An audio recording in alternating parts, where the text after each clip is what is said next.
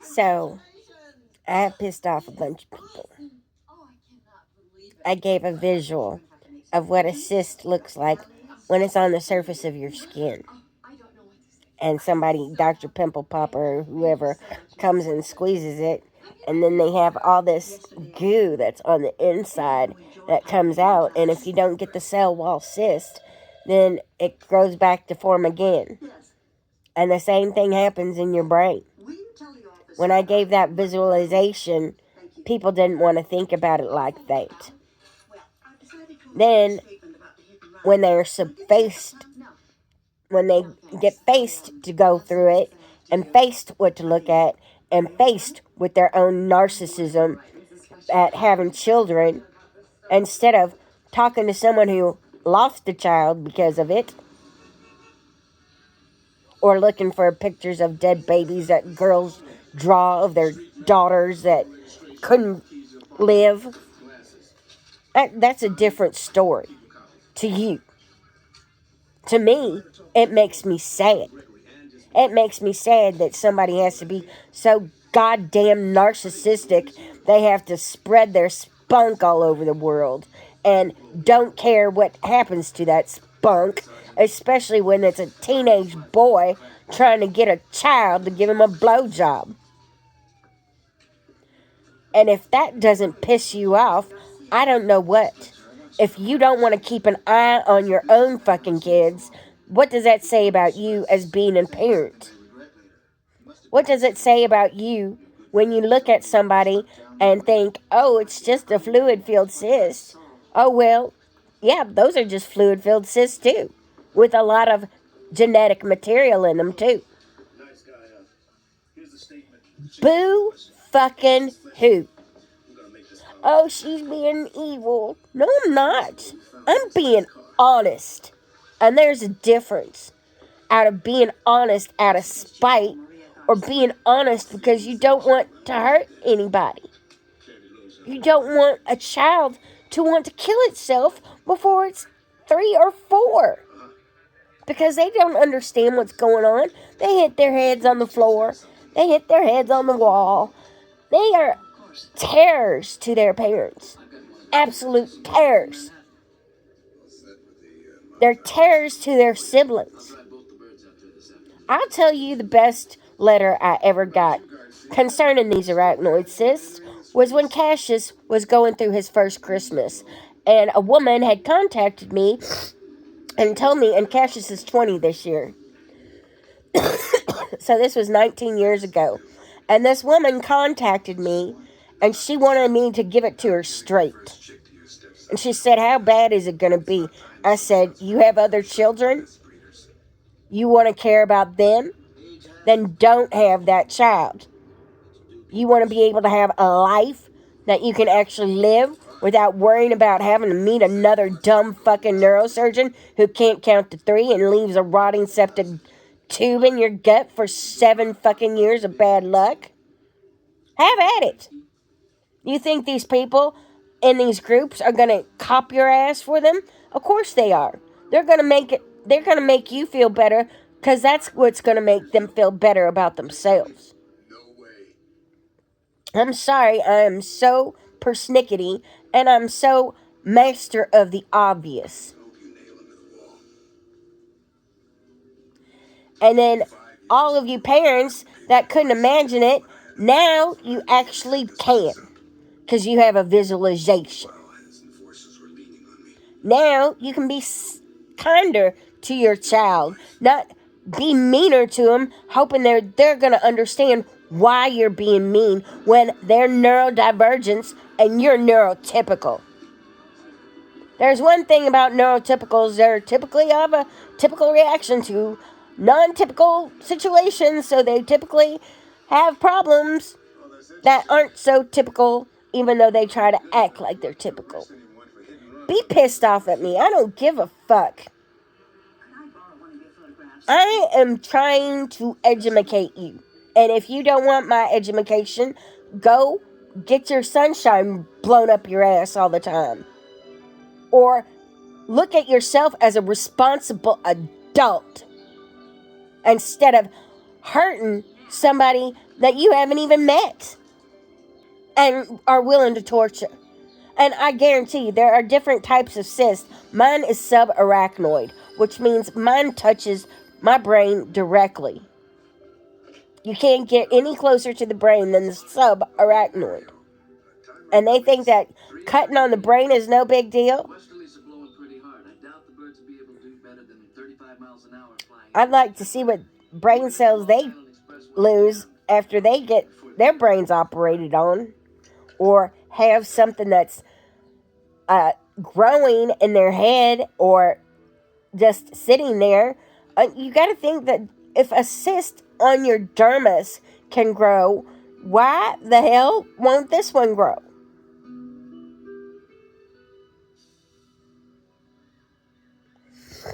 I'm sorry to be such a cunt. Oh, wait, no, I'm not. I wrote a book about it. Tales of the Uncontrollable Cunt. To be specific. Because I knew when my daddy told me if I had me one of those, I'd use it to no avail. I did. I went out and I enjoyed myself instead of falling into a societal pattern of I don't own my own pussy. That it's okay for men to rape me because I don't exactly understand what's going on. And even though I say no more than once, they take it as a challenge. And then because I'm so easily gaslit. If you thought your bullies on the playground were bad with you, what do you think it's like for a child that has to suffer through a bunch of dumb fucking bullies? Or better yet, an adult that has to suffer through a bunch of dumb fucking ignorant bullies. Someone who's so fucking rancid with the world, she had to cock block you from your own goddamn group, pretend she was somebody else, and then come and take all of my group away from me because she was doing some dirty deeds. She did a bunch of dirty fucking shit. And you guys are sending that bitch on trips. And she didn't even start a foundation. She just has a group. And there's a group of you that want to see her happy instead of the other way around. If that's not narcissism, I don't know what. But I know that, Boylan, if you want your ring back, why don't you let me know? I keep it on my finger to remind me of what I lost because of you. I'm sure you'd love to have your aunt's ring back. But right now it's stuck to my finger like nobody's business because it's right there where it belongs. Because you certainly could never sport it. Yeah, you bitch. Oh, I shouldn't be like this. Oh, well, you think your daughter or your son tries to tell you in other ways that you just don't understand because you're ignorant and they haven't written a handbook for mommies with arachnoid cysts or how to get your children to deal with the other kid that has one. Believe me, my mom, when she found out I had one, she told both of my siblings, and they went out to make my life even worse. Because she was giving me attention she wasn't giving to either one of them. Because it's so crazy. Maybe you think it's okay to wake up every morning wishing you were dead. Because all of your muscles are sore. Everything is tight. The day doesn't make sense. People around you don't make sense. When you're trying to make the best out of a bad situation just by breathing. I wonder how many of us actually succeed at suicide. I wouldn't know. It's not like people put it on a toe tag on people. Oh, this person here had an arachnoid cyst, and look what they did to themselves. I know. I've tried to kill myself several times, and if you're going to fail at something, might as well be suicide.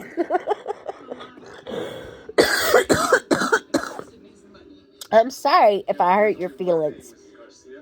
I'm sorry if your education had to be put in a direction to make you understand and be more sensitive to your child or your spouse or your mother, whatever. Not everybody has the same problems with pain.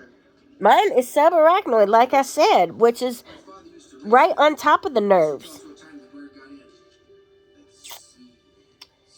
Since my nervous system is compromised, it I have multiple sclerosis on top of it, and some women have lupus. There's a bunch of us, and we don't have anybody that's smart enough to do genetic stuff on us.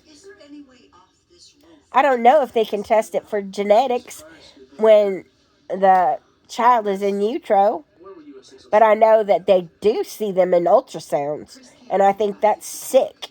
If a child has a cyst big enough you can see in an ultrasound, and you know it's not going to be cured, what does that say about you? How is it going to make you feel to go through so many years until that kid turns a teenager and then wants to kill himself, or actually, God forbid, succeeds? And then everybody looks to you and say, poor you, poor you. Poor you, you didn't know it. Yes, you do. Because I'm telling you right now. And there's people that won't tell you what the fuck is really going on. I'm so sorry that I have to be honest and live in my honesty and come to parallels of what we're suffering from.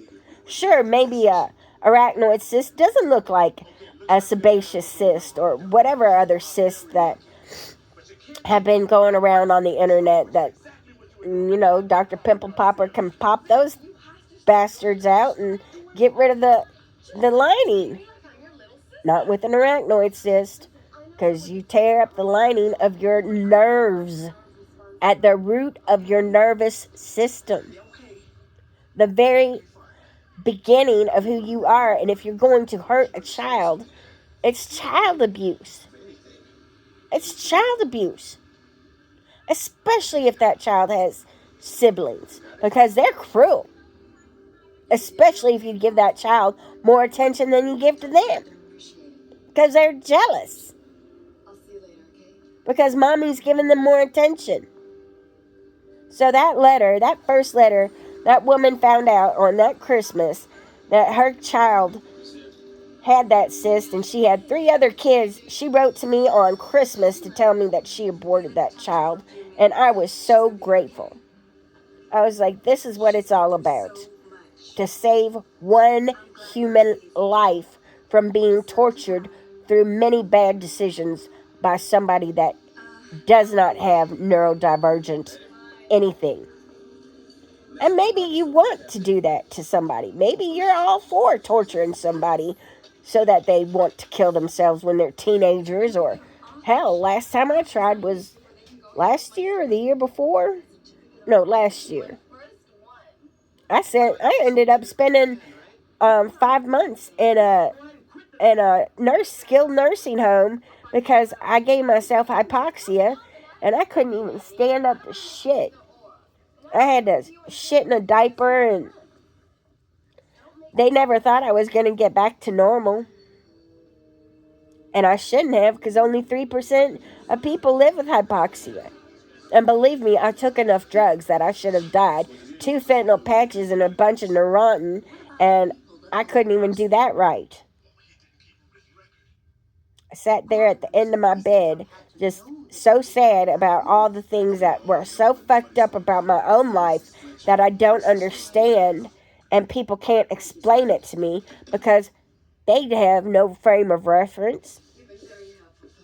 They have no moxie or balls to try and get things accomplished that should be accomplished. You guys like seeing pictures of dead babies. I don't.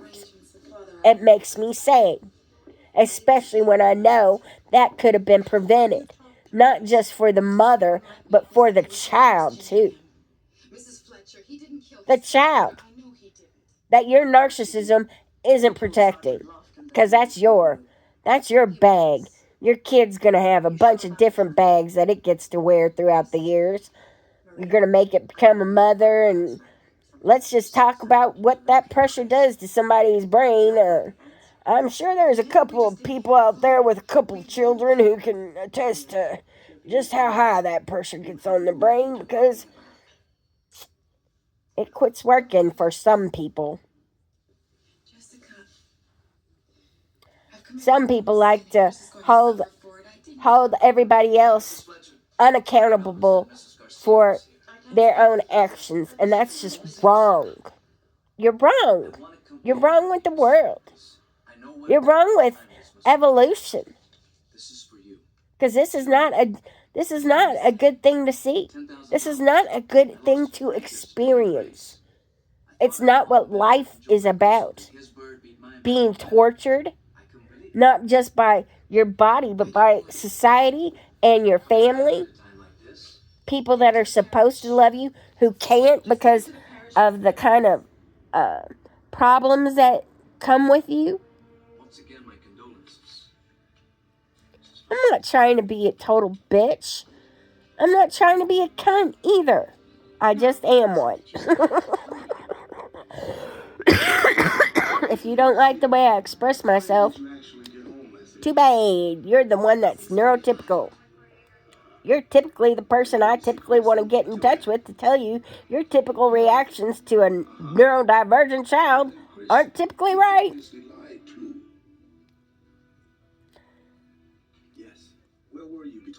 You supporting a woman that goes on vacations when I was trying to put up a website and try to get everybody in a concise place where they could all have their voices heard in a website, and I never got, maybe I got a couple of $100 from people. Nothing much. Nothing to write home about. Nothing to mitigate it with the amount of time that I spent on it and how much of my own things didn't get accomplished because I was too busy worrying about other people. And that's something that they don't understand either, is how to worry about themselves and fuck everybody else. Because they don't know that they're caregivers. And look at how narcissism is clouding our life with social media these days. You can't protect a child for the rest of its life. And at one time, one of the mothers wrote to me after her child been born, and she'd been dealing with it, and she was like, nobody told me how hard it was going to be on my heart. Boom. I was like, I put, I don't know if I could use those things to guide planes in any simpler. What can I do to make this a simple way for you to understand what the hell a cyst is like on your skin? And then they pop it, and all that stuff that's inside the cyst goes into your central nervous system. And let's see what that does. That does some really good things to all the structures inside your brain that will never be healed, scarring it, causing multiple sclerosis, maybe. Other diseases, maybe, more than likely. Causing a child to be narcissistic on top of being autistic, on top of being brain damaged. And you expect that kid to fall in line. And it doesn't know how to, because it doesn't make sense.